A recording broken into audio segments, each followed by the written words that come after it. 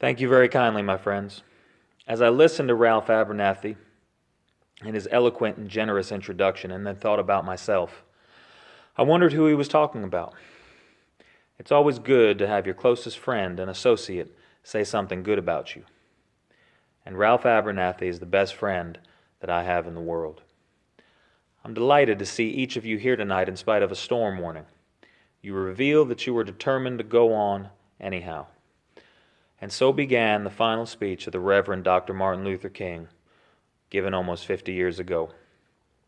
The work and the words of Dr. King continue to impact this world in which we live.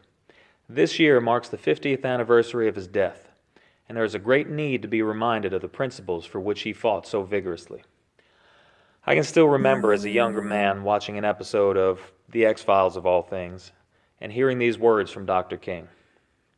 The world is all messed up. The nation is sick. Trouble is in the land. Confusion all around. But I know somehow that only when it is dark enough can you see the stars. And I see God working in this period of the 20th century in a way that men, in some strange way, are responding.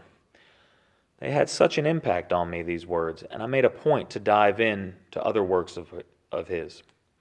You see, it was Dr. King's commitment to his beliefs that inspired me. And it's that same commitment that still inspires so many today. Martin Luther King Jr. was committed to love and nonviolence.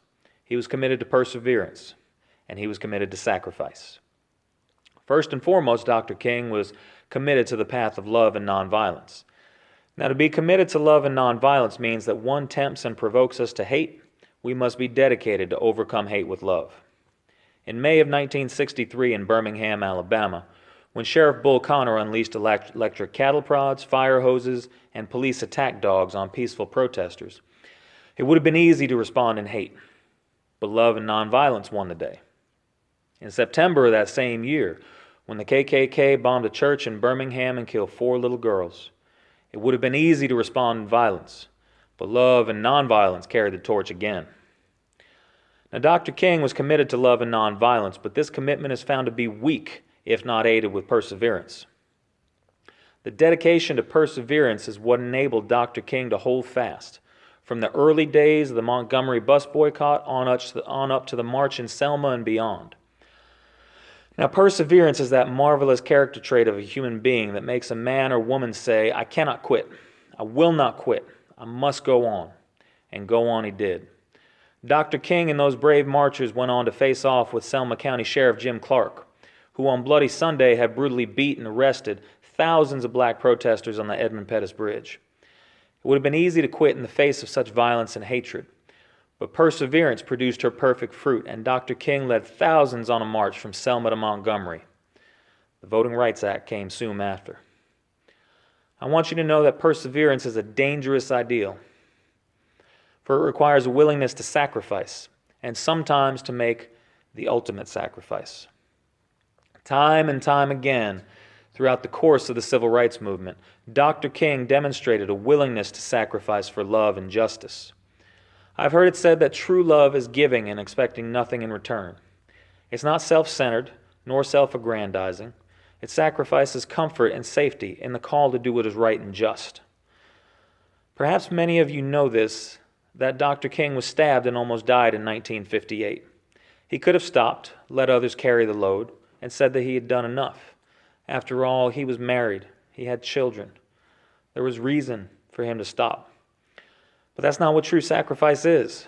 True sacrifice sees the mission through, even to the bitter end.